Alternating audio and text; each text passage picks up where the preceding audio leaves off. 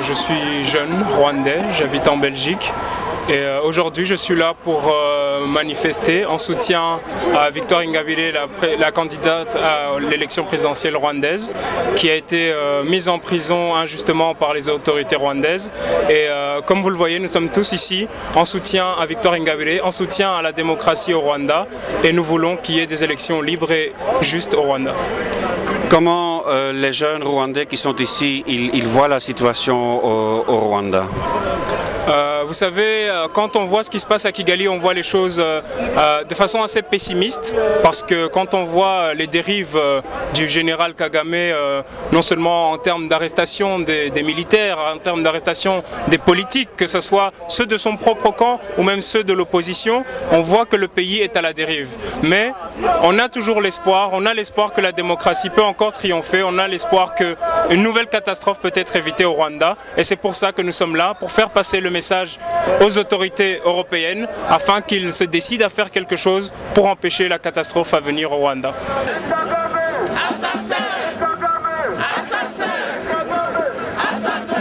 Nous souhaitons absolument la libération de tous les prisonniers politiques. Nous souhaitons aussi que l'Union européenne cesse toute hypocrisie et qu'ils soutiennent la démocratie comme ils ne cessent de le prétendre, la démocratie étant une valeur universelle des pays européens, des pays dits civilisés. Il est inacceptable de financer un assassin pire que Hitler dans la mesure où il vient de faire 7 millions de morts dans la région des Grands Lacs. Je suppose qu'un être noir, un homme, une femme, les enfants noirs du Rwanda, du Congo, sont des êtres humains au même titre que les blancs d'Europe. Je ne comprends pas comment on ne peut pas s'émouvoir de leur disparition. Depuis maintenant 16 ans, le Rwanda est sous un régime autocratique. Et le président du Rwanda, c'est un criminel, tout le monde le sait. Mais le plus grave, c'est que tous ceux qui dénoncent les crimes dont il est responsable, qui ont été commis avant, pendant ou après le génocide, que ce soit au Rwanda ou au Congo, mais ceux qui les dénoncent sont arrêtés et mis en prison. Et c'est pour cela qu'on est venu le dire, pour dire la place des opposants, de ceux qui critiquent le régime pour ses méfaits, n'est pas en prison.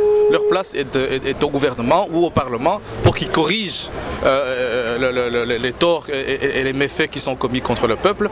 Et la place de ceux qui s'érigent maintenant en censeurs et qui les mettent en prison est plutôt la prison. Donc c'est pour cela qu'on est là. Est-ce que vous pouvez un peu expliquer qui sont les gens qui sont arrêtés? D'abord, l'arrestation de le tout premier opposant qui a été arrêté, c'est Deo Mushahidi. En fait, il est le président du pacte de défense du peuple. C'est un mouvement d'opposition en exil.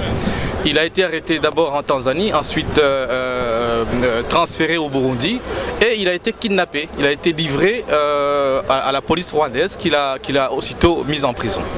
Ça, c'est le premier problème. Et Deo Mushahidi, c'est quelqu'un qui a depuis longtemps, depuis les années 94, était l'un des ténors de la lutte pour les droits des Rwandais, indépendamment des appartenances classiques qu'on connaît dans le conflit rwandais, donc indépendamment des origines ethniques ou régionales et tout ça, parce qu'il a été, pendant les années de guerre, donc des années de maquis du FPR, le porte-parole du FPR en Suisse. Donc c'est quelqu'un qu'on ne peut suspecter de génocide ou de quoi que ce soit. Le second qui a été arrêté, c'est évidemment Victoire Ingabire, la présidente des Forces démocratiques unifiées. C'est un groupe d'opposition dont je fais partie, qui a été créé en 2006 et qui nous demande que la démocratisation du Rwanda. Elle est rentrée le 16 janvier de cette année pour participer à la prochaine campagne présidentielle. C'est la candidate de notre mouvement, donc c'est elle qu'on va présenter si évidemment le mouvement est enregistré. Donc pour bloquer tout ça, elle a été arrêtée ce mercredi dernier. Il y a eu beaucoup de gens qui sont arrêtés, aussi au sein de l'armée, si j'ai bien compris. Qu'est-ce que ça signifie pour la situation au Rwanda? Oui, il est vrai qu'il y a eu aussi pas mal d'arrestations au niveau de l'armée. Il y a 2 généraux qui ont été arrêtés la semaine dernière. l'ancien chef d'état-major de l'armée rwandaise qui a été pendant les années de Macky chef des renseignements militaires, est aujourd'hui en exil en Afrique du Sud. Et il y a une demande d'extradition à son encontre que l'Afrique du Sud n'a pas encore exécutée. Donc ça veut dire qu'il y a des tensions au sein de l'armée. C'est vrai qu'il y a des tensions au sein de l'armée. Pourquoi? Parce qu'il n'y a pas de possibilité de régler les questions de gouvernance, que ce soit au niveau de l'armée ou au niveau de la société civile, par des moyens démocratiques.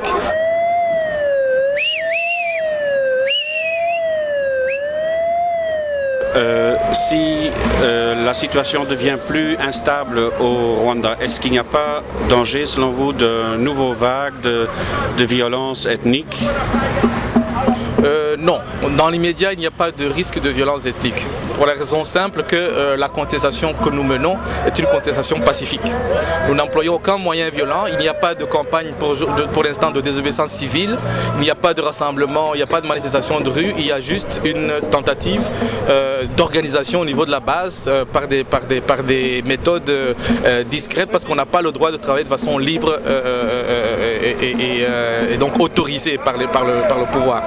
L'autre raison, c'est que au niveau du pays, il y a quand même un appareil de sécurité qui est assez important et qui prévient toute possibilité de dérapage. Il n'y a pas de groupe extrémiste excité qui pourrait prendre la population civile comme cible. Par contre, il y a des risques évidents de tension au sein de l'armée qui peuvent déboucher sur une violence motivée et prenant racine au sein de l'armée. Ça, c'est un risque réel aujourd'hui. Qu'est-ce que vous attendez de l'Union européenne?